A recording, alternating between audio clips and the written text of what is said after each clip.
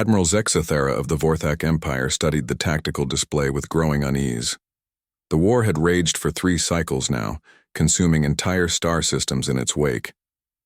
What had begun as a territorial dispute between the Vorthak and the Calarian Federation had escalated beyond all reason, drawing in dozens of species across the galaxy. The crystalline hegemony had joined the Vorthak, their living ships capable of regenerating damage mid-battle. The Calarians had allied with the Mechanical Nexus Collective, whose precision manufacturing could replace destroyed fleets within. Rotations. Smaller species had chosen sides or remained neutral, watching as ancient civilizations tore each other apart. "Status report," Zexathera commanded, her 4 arms manipulating holographic controls. 17 worlds lost this cycle, Admiral," replied her tactical officer.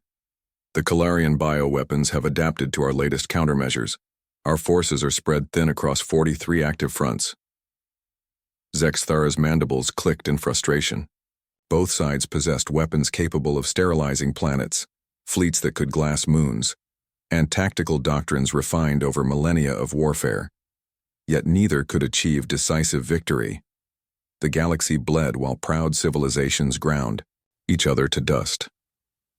"Admiral," her communications officer interrupted, "we're receiving a transmission from the neutral zone. It's unusual." "Define unusual." "The signal originates from a previously uncharted system. The beings calling themselves humans claim to represent something called the United Nations of Earth. They're requesting a meeting with all belligerent faction leaders." Zexathera's eye stalks swiveled. "Humans? Never heard of them. What's their fleet strength?"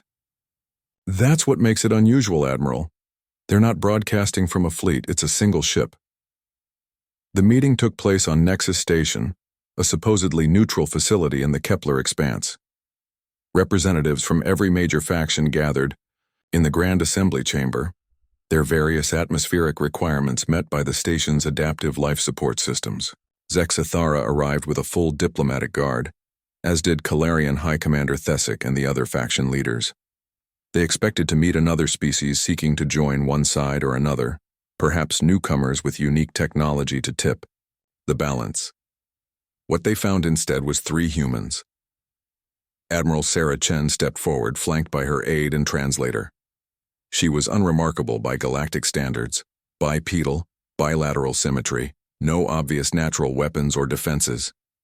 Her species appeared to be one of the countless standard template evolutionary patterns found throughout the galaxy. "Thank you all for coming," Chen said, her translator converting her words into dozens of languages simultaneously. "I'm Admiral Chen of the United Earth Space Command. We've been observing your conflict." High Commander Thesic's tentacles writhed dismissively. "Another primitive species seeking to scavenge from the aftermath. We have no time for—" "We're here to end the war," Chen interrupted calmly. The chamber erupted in harsh laughter, clicking, and various species-specific expressions of amusement. Zexathera's own laughter subsided as she noticed Chen's expression hadn't changed. "You find this amusing," Chen observed. 3 years ago, humanity was alone in the universe. We had no idea other intelligent species existed. Then we detected your conflict's electromagnetic signatures from 600 light-years away." The laughter died. "Your war is so violent, so destructive, that we could observe your battles from across the galaxy. Entire civilizations reduced to radioactive debris that glows bright enough to see from other spiral arms." Crystalline speaker Harmoth's crystalline form chimed skeptically. "If you could observe us, you must possess considerable technology. Yet you bring no fleet. What possible leverage could you have?" Chen reached into her uniform and withdrew a small metallic sphere. She placed it on the central podium. "This is a sample of element number 118 on our periodic table. Oganescent, extremely unstable with a half-life measured in milliseconds. Our scientists have found a way to stabilize it artificially." She pressed a button on her wrist device. The sphere began to glow. When properly configured, a sphere this size releases energy equivalent to the complete annihilation of matter, approximately 90 petajoules. We call it a nova bomb. This one is set to detonate in 60 seconds unless I input a cancellation code. The chamber descended into chaos. Security forces raised weapons, emergency systems activated, and several delegates began evacuating. Chen stood motionless as alarms blared. 45 seconds. The blast radius will vaporize this entire station and everything within 50,000 kilometers. You're bluffing, Thesic shrieked. You'd die too. 30 seconds. Yes, we would. But that's what makes us human. We're willing to die to protect what we believe in. And we believe this war ends now. Zexithara found herself speaking despite her terror. What do you want? 20 seconds. Complete ceasefire. All belligerent forces withdraw to pre-war boundaries. Establishment of a permanent galactic peace treaty with Earth as neutral arbitrator. That's impossible. The political ramifications. 10 seconds. Admiral Thesic, Admiral Zexithara, Speaker Harmoth, your answer?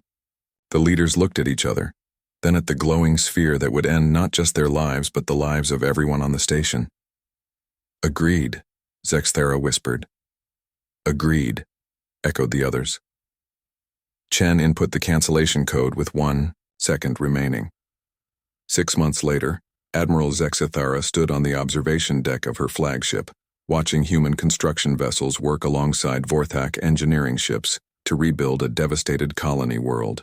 The sight still amazed her. Status report, she called to her aide. The war crimes tribunals continue on New Geneva. Reparations are being distributed according to the human-designed algorithm. Refugee resettlement is ahead of schedule. And the humans themselves? Still patrolling neutral space, still enforcing the peace they created. Zexithara clicked her mandibles thoughtfully. The galaxy had learned something important that day on Nexus Station. Every species they'd encountered fought for advantage, for territory, for resources. Humans fought for principles, and they were absolutely willing to die for them. That made them the most dangerous species in the galaxy, and paradoxically, the most trustworthy. The Galactic War had begun over pride and territory. It ended the day the galaxy met a species crazy enough to threaten mutual annihilation for the sake of peace. And somehow, impossibly, it worked.